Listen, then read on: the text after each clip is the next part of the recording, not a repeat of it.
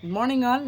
SI exam cancel பண்ணிடுவாங்களா, exam நடத்துவாங்களா அப்படின்றது ஒரு பெரிய டவுட்டாகவும் ஒரு மிகப்பெரிய கொஸ்டினாகவும் எல்லா ஆஸ்பிரன்ஸும் வந்து கேட்குறீங்க.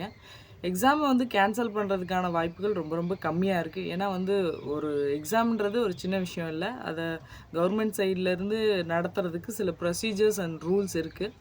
இந்த எக்ஸாம் வந்து நடந்து முடிஞ்ச எக்ஸாமை ஜஸ்ட் லைக் தட்டுன்னு உடனே கேன்சல் பண்ணுறதுக்கான வாய்ப்பு ரொம்ப கம்மியாக இருக்குது.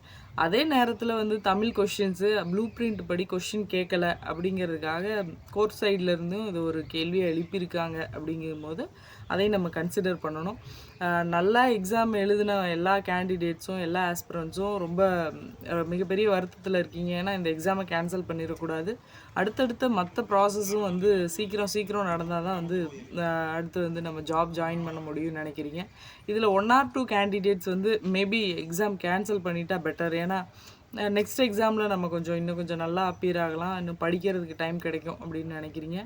அது இல்லாமல் கேண்டிடேட்ஸோட மனநிலை இப்போ எப்படி இருக்குன்னா, இந்த எக்ஸாமுக்கு எப்போ ரிசல்ட் இருந்தாலும் சரி, ஃபிசிக்கல் வைக்கிறதுக்கு எலெக்ஷன் வேறு இடையில இருக்குது. அதனால் அது வேறு முன்ன பின்ன மாறும். ஃபிசிக்கலுக்கு நம்ம ரெடி ஆகிறதா இல்லைன்ற பல குழப்பத்தில் இருக்கீங்க. இதுக்கு இடையில உங்களோட மனநிலை வந்து SI, SOCO and finger print, technical இந்த மாதிரி மற்ற எஸ்ஐ எக்ஸாமுக்காவது நம்ம ப்ரிப்பேர் ஆகலாம் அப்படின்ற மாதிரி சில ஆஸ்பிரன்ஸ் வந்து ட்ரை பண்ணுறீங்க. அது ரொம்ப நல்ல விஷயம்.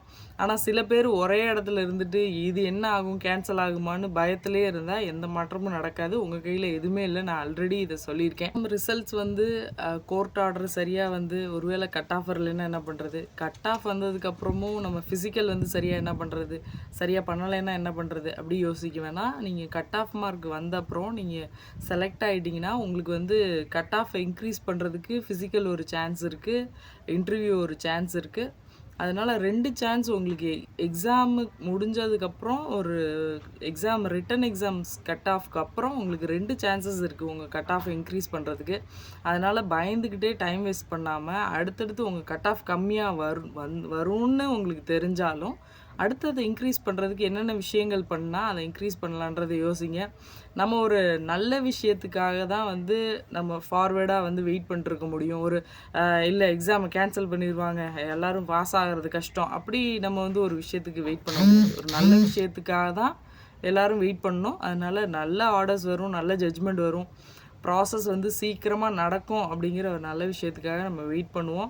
எல்லோரும் பயந்து டைம் வேஸ்ட் பண்ணாதீங்க. Nothing will change. பயப்படுறதுனால எதுவுமே மாற போகிறதில்ல. அதனால் நீங்கள் ஃபார்வேர்டாக யோசிங்க. உங்களுக்கு முன்னாடி உங்கள் கையில் என்ன இருக்கோ அதை மாற்றுறதுக்கு என்ன உங்களால் பண்ண முடியுமோ அதை பண்ணுங்கள். நம்ம March 2nd week or 3rd week வரைக்கும் வெயிட் பண்ணணும். ஹியரிங் என்ன நடக்குது, என்ன விவாதம் நடக்குது, அங்கே ஜட்ஜ்மெண்ட் எப்படி கொடுக்குறாங்க, அதை பொறுத்து தான் நம்ம அடுத்தடுத்த ப்ராசஸை வந்து டிசைட் பண்ண முடியும். அதனால் எது வேணாலும் நடக்கலாம். ஆனால் வந்து பாசிட்டிவாக நடக்காமல் நெகட்டிவாக தான் நடக்கும் அப்படின்னு ஒரு கற்பனை பண்ணிவிட்டு அந்த நெகட்டிவில் அடுத்தடுத்த கற்பனைகளை வளர்த்துக்கிட்டு பயந்துட்டு இருக்க வேணாம். நல்லதே நடக்கும்னு நம்புங்க, வெயிட் பண்ணுவோம். அது வரைக்கும் உங்களுக்கு வேறு என்ன உங்களுக்கு ஃபோக்கஸ் பண்ணணுமோ அதை ஃபோக்கஸ் பண்ணுங்கள். இந்த விஷயத்தையே போட்டு ட்ராக் பண்ணிட்டு டைம் வேஸ்ட் பண்ணிவிட்டு பயந்துட்டு இருக்காதீங்க. All the best. Thank you all.